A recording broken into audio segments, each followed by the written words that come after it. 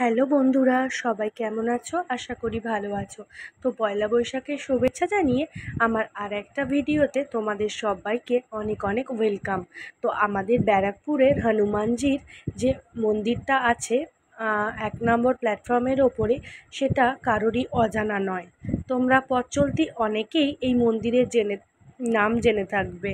আর আমরা যারা daily passenger অর্থাৎ ট্রেনে করে আমরা যাতায়াত করি, যারা এই ট্রেনে করে যায় এমন মানুষ যে দর্শন করে না রোজ হনুমানজিকে, সেরকম কমই আছে। তো সেই উদ্দেশ্যে আজকে রামনবমী তিথি উপলক্ষে আমরা চলে গেছিলাম একটু হনুমানজির দর্শন করতে। তো ট্রেন থেকে নেমেই একটু মন চাইলো, জানি খুব ভিড়, দর্শন করতে পারবো না, তাও খুব কষ্ট করেই একটু এগিয়ে গেছিলাম। দেখো কেমন কষ্ট করে ওই সামান্য একটু দর্শন পেয়েছি হনুমানজির। যদিও সারা বছর রোজ যাতায়াতের পথে হনুমানজির মন্দিরটা পড়ে এবং রোজ আমরা সকলেই মন প্রাণ ভরে প্রণাম করি, তবুও যেন আজকের দিনটাতেও আর একবার এরকম সুন্দর মন্দির সাজানোটাকে দেখতে ইচ্ছে করলো। দেখো কেমন সুন্দর করে সাজিয়েছে মন্দিরটা, খুব ভালো লাগছে মন্দির সাজানোটা। আর এত লোকের ভিড়, আর আমি এত ভিড়ের পেছনে ছিলাম যে সেরকম ভালো করে আর তোমাদেরকে দেখাতে পারলাম না।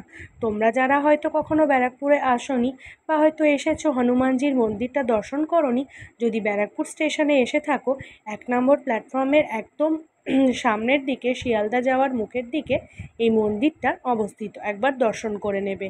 আর এদিকে হনুমানজির একটা বিরাট বড় লাঠি দিক দিয়ে ছেলেগুলো নিয়ে যাচ্ছিল, আর ওদিকে হোমযজ্ঞ চলছিল, আর একদিকে হচ্ছে নাম কীর্তন।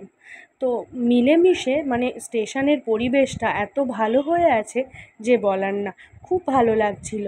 যদিও এত ভিড় ঠেলে না এসে ফাঁকা সময়েও পুজো দেওয়া যায়, আমরা পুজো করি, তাও আসলাম। তো দেখো স্টেশন এবার বেরিয়ে চলে আসলাম স্টেশনের বাইরে বাড়ি যাব বলে অটো ধরার জন্য। তো অটোর লাইনের সামনে দেখলাম বেশ সুন্দর হনুমানজির লাইটিং করেছে এবং গোটা স্টেশন চত্বর এবং চারিপাশ এত সুন্দর আলোকসজ্জা করেছে যে খুব ভালো লাগছে। যাই হোক, রামনবমীর অবসরে তোমাদেরকে ব্যারাকপুরের এই হনুমানজির মন্দিরটা ঘুরিয়ে দেখালাম।